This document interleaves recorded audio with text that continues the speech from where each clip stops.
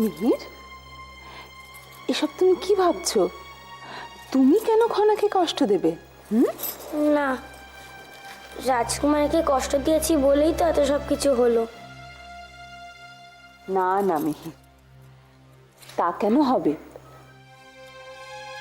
তুমি কত ভালো ছেলে না? না, আপনারা জানেন না বলেই তো এরকম বলছেন।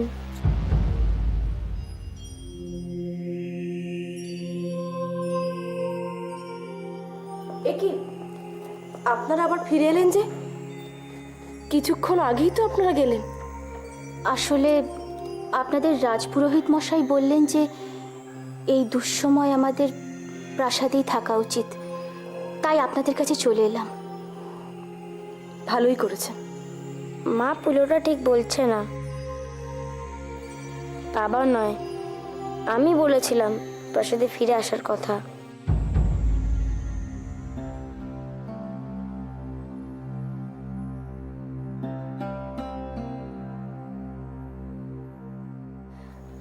হ্যাঁ বাবা, তুমিই তো বলবে তুমি কত সাহসী, বীর। আমায় ক্ষমা করবেন রানীমা। রাজকুমারী অপহরণের জন্য আমি দায়ী।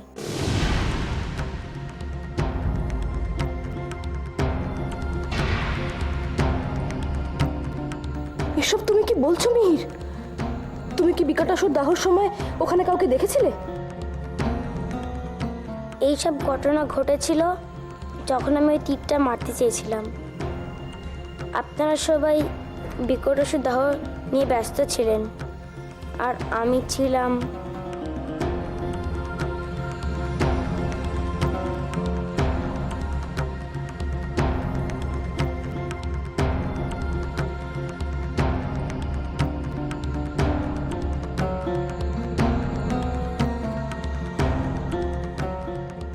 তখনই আমি রাজকুমারীকে শেষবারের মতো দেখেছিলাম।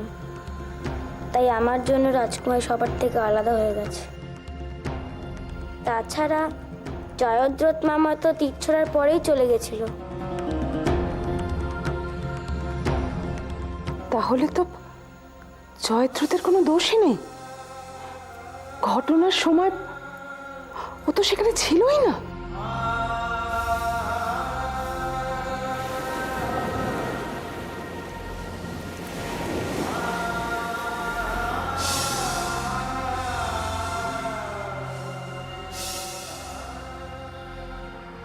রাজকুমারী খনা, শুনলাম তুমি নাকি আমার সঙ্গে আলাদাভাবে কিছু কথা বলতে চাইছো। হ্যাঁ, কেন? আমি বাবা থেকে শিখেছি, যখন বড় কোনো দুজন কথা বলেন তখন সেখানে বাকিদের থাকার প্রয়োজন নেই। তাই আমি একজন রাজকুমারী আর তুমি একজন সর্দার। তাই যখন আমি আর তুমি কথা বলবো তখন বাকিদের এখানে থাকার প্রয়োজন নেই। তাই বেশ,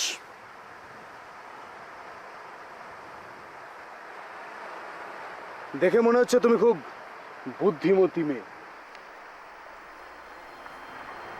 বলো, কি বলতে চাইছো বলো।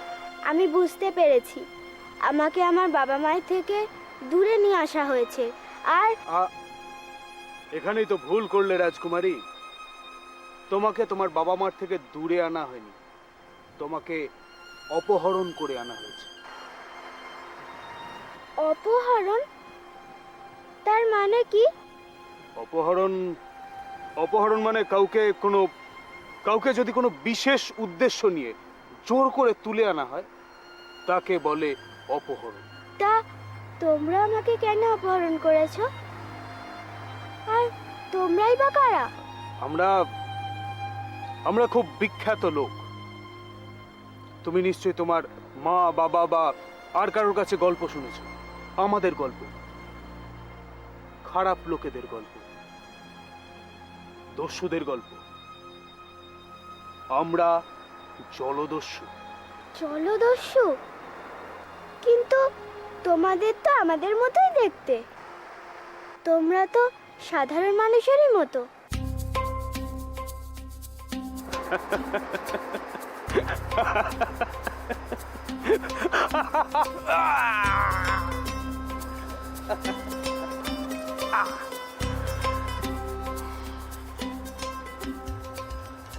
আচ্ছা, তোমরা তো বেশ ভালো বন্ধু হতে পারো। তোমরা সাধারণ মানুষের থেকে আলাদা কোথায়? আচ্ছা, তোমরা কি করো? আমরা আমরা এই সমুদ্রে যত জাহাজ যায় সে জাহাজে আক্রমণ করি, আর সেই জাহাজে যত ধন সম্পত্তি থাকে সব আমরা লুট করে কেড়ে নিই। পুরো সিংহলটাই তো আমার বাবার সম্পত্তি, তাহলে কি তোমরা সেটাই কেড়ে নিতে চাও? না রাজকুমারী, আমরা শুধু তোমাকে নিতে চাই। আমি তো একটা ছোট্ট মেয়ে, আমি তো কোনো সম্পত্তিই নই। তুমি এখন খুব ছোট রাজকুমারী, তুমি ঠিক বুঝবে না। ধরে নাও এটা খুব খুব জটিল একটা খেলা। খেলা? আচ্ছা, তোমরা কি খেলা খেলো? মানুষ মারার খেলা? বিভীষণ উৎসবে তোমরা আমার বাবাকে তীর মারতে চেয়েছিলে, কিন্তু সেই তীর আমার গায়ে লেগেছিল। আচ্ছা, তোমরা আমার বাবার বিরুদ্ধে কেন?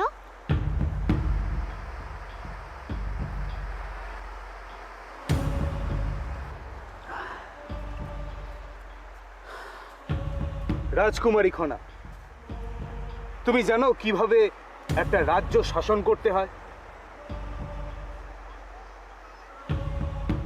যখন তুমি বড় হবে, এইসব বুঝতে শিখবে, সেদিন তুমি বুঝবে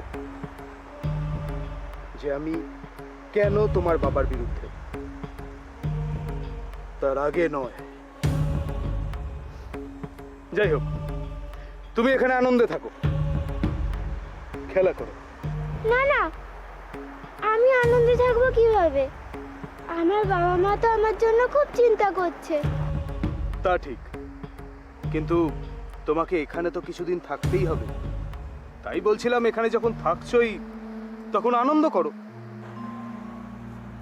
তোমাকে দেখে তো সাহসী বলে মনে হয়, তাহলে রাতের অন্ধকারে ওরকম ভিতুর মতো আমাকে অপহরণ করলে কেন?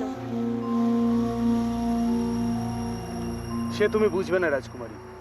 তুমি বুঝতে পারছো না, তুমি আমার পরিবারের সবাইকে চেনো না।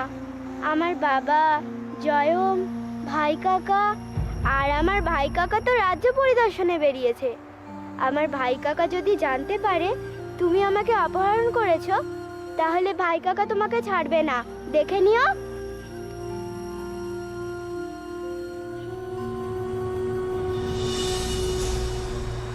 সত্যি রাজকুমারী, তুমি অসাধারণ। তুমি তোমার সবচেয়ে বড় শত্রুকেও বশ করে ফেলেছ। সত্যি রাজকুমারী, তুমি ধন্য। এটা সত্যিই হাস্যকর। প্রতিরক্ষা ব্যবস্থার দায়িত্বে যিনি আছেন তার সামনে এত বড় একটা ঘটনা ঘটে গেল। তিনি নিজে উপস্থিত থাকা সত্ত্বেও সুরক্ষা ব্যবস্থা এত দুর্বল কেন, তার জবাব তাকে দিতেই হবে। জয়দ্রথ যখন সিংহলের বাইরে ছিল তখনও এই ধরনের ঘটনা এই রাজ্যে ঘটেছে। আসলে আমার মনে হয় আমাদের প্রতিরক্ষা ব্যবস্থায় কিছু গাফিলতি থেকেই গেছে। এতে জয়দ্রথের কোনো দোষ নেই। কিন্তু উনি নিজে উপস্থিত থেকেও তো কিছু লাভ হলো না। আজকে এটা পরিষ্কার যে তার সুরক্ষা ব্যবস্থা একটা প্রহসন মাত্র। আমি আপনাদের সকলের কাছে ক্ষমা প্রার্থী আপনাদের আলোচনায় ব্যাঘাত ঘটানোর জন্য। এ কি ঐশিকা, তুমি তুমি এখানে? হ্যাঁ মহারাজ, কারণ যখন একজন নির্দোষের ওপর বারবার আঙুল তোলা হচ্ছে, তখন আমি আর চুপ করে থাকতে পারছি না। এ কি, মিহির এখানে কেন? মহারাজ, সিংহলের এই দুর্দিনে আমার মনে হয় রানীমার কথা আমাদের শোনা উচিত। বলো ঐশিকা। মহারাজ, মিহির এমন কিছু জানে যা আমরা জানি না। ওর কাছ থেকে পাওয়া তথ্য সত্যিই চাঞ্চল্যকর। রাজপুরোহিত মশাই, আপনার অনুমতি নিয়েই আমি মিহিরকে কিছু কথা বলার অনুরোধ করব। না, আসলে ও তো ছেলে মানুষ, কি বলতে কি বলে ফেলবে সেই নিয়ে কি আর না না রাজপুরোহিত মশাই, আপনি ঘটনার গুরুত্বকে মাথায় রেখে দয়া করে মিহিরকে কথা বলতে দিন। ছি ছি ছি রাজন, এই আপনি কি বলছেন? কেন আমাকে লজ্জা দিচ্ছেন? আপনার কথা আমার কাছে আদেশ স্বরূপ। তাহলে আর দেরি কেন? দেখা যাক মিহিরের কথায় এই ঘটনায় নতুন কোনো আলোকপাত হয় কিনা। রাজপুরোহিত মশাই, মিহির আপনার সন্তান হলেও আমরা ওকে সকলেই খুব ভালোবাসি। আমরা কখনোই চাইব না যে ওর কথায় ব্যক্তিগতভাবে ওর কোনো ক্ষতি হোক।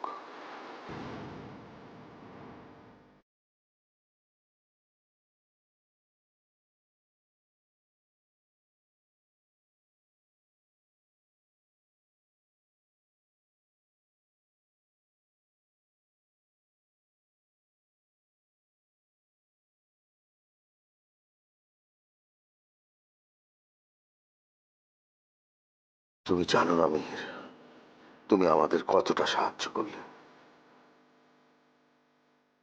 আমার তো এটাই বলতে হয় যে রাজকুমারী খনা যখন অপহরণ হয় তখন উপপ্রধানমন্ত্রী মহাশয় ওখানে ছিলেন না। এবং এটাও দেখা যাচ্ছে যে অপহরণের সময় রাজকুমারী অন্য সকলের কাছাকাছিই ছিল। কিন্তু তাতে তো আর প্রমাণ হয় না যে উপপ্রধানমন্ত্রী মহাশয়ের সুরক্ষা ব্যবস্থায় কোনো ফাঁক নেই, বরং এ আপনি কি বলছেন? এই সুরক্ষা ব্যবস্থার দায় কি শুধুমাত্র জয়দ্রথেরই, আর বাকিদের কি কোনো দায়িত্বই নেই? রাজকুমারী খনাকে এই প্রাসাদের মধ্যে থেকে অপহরণ করা হয়েছে। তাই এর থেকে বোঝা যাচ্ছে যে এই অপহরণের পেছনে ভেতরের কারোর হাত আছে, তা না হলে এই কাজ করা অসম্ভব। আপনারা কিন্তু এখনো আলোচনা চালিয়ে চলেছেন, অথচ জয়দ্রথ কিন্তু আগ্নেয়গিরির কথা না ভেবেই খনাকে খুঁজতে বেরিয়ে গেছে। প্রণাম রানীমা, দেবী বসুন্ধরা আপনার সঙ্গে দেখা করতে এসেছেন।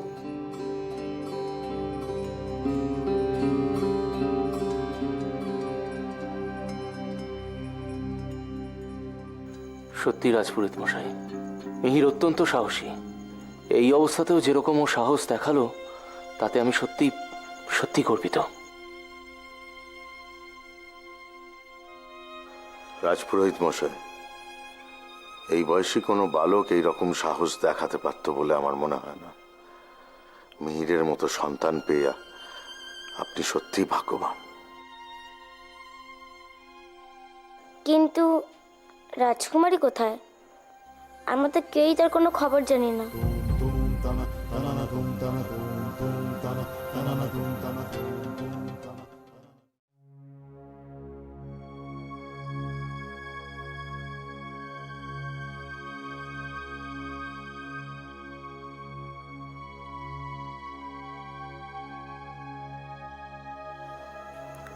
আপনি এসেছেন? এ কি, আপনার মুখে এসব কি হয়েছে? সে কথা পরে বলছি, ও এমন কিছু নয়। আপনি আগে আমাকে বলুন, খনার কোনো সংবাদ পাওয়া গেল? না, খনার এখন অবধি কোনো সংবাদ পাওয়া যায়নি। এটুকু নিশ্চিত, জলদস্যুরাই তাকে অপহরণ করেছে। এখনো খোঁজ চলছে। তবে তবে আপনি যে এসেছেন তাতেই আমি। সে কি কথা মহারানী? আমি খনার ধর্মমাতা, খনার নিখোঁজের সংবাদ পেয়ে আমি আসবো না? এত অসহায় লাগছে নিজেকে। হয়তো হয়তো এটাই আমাদের নিয়তি।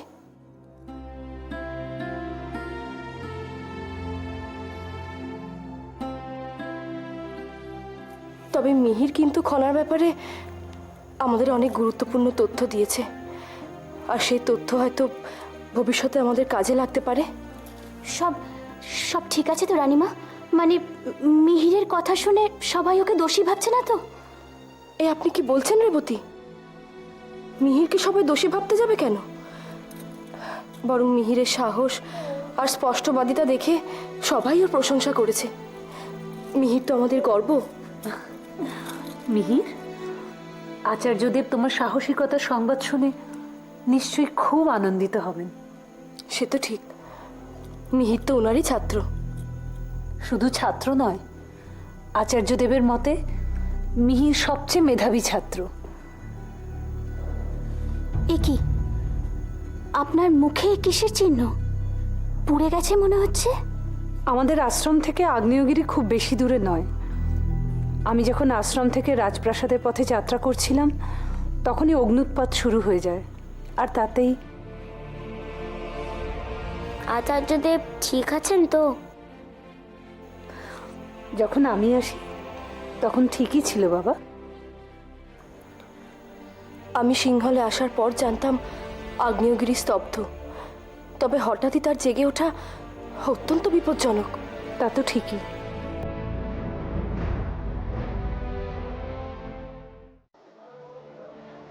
মাসুমা, মাসুমা,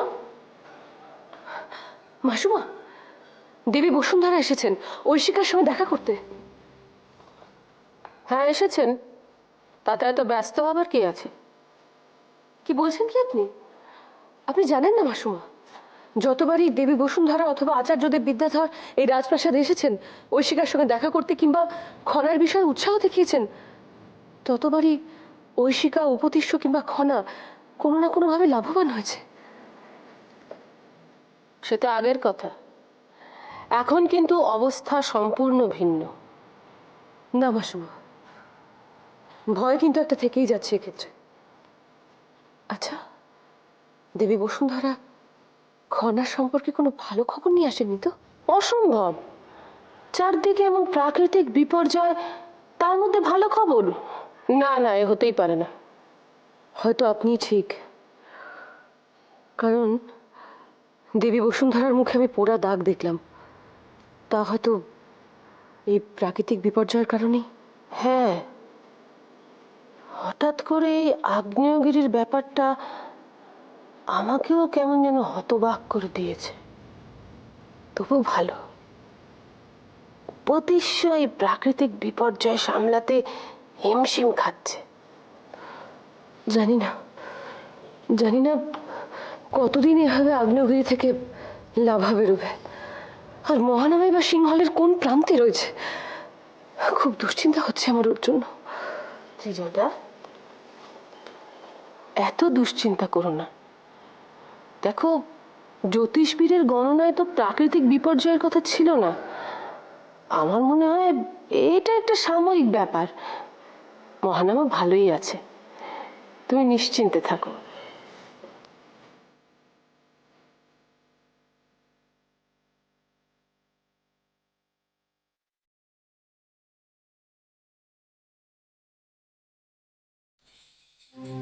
যতদূর আমি জানি, এই আগ্নেয়গিরি আমার পূর্বপুরুষের সময় থেকে ঘুমন্ত ছিল। আজ হঠাৎই বা কেন জেগে উঠেছে? মাসুমা যা বলছেন তাই কি সত্যি, নাকি অন্য কিছু করতে পারে? হায় ঈশ্বর, আমার ভাইকে সাবধানে রেখো, সুস্থ রেখো। খনা, আমার ভাই আজ প্রাসাদে নেই, শুধুমাত্র তোমার জন্য। কিন্তু মনে রেখো, ওর যদি কোনো ক্ষতি হয়, তোমার আর এই প্রাসাদে ফেরা হবে না। তখন আমি তোমাকে হত্যা করব।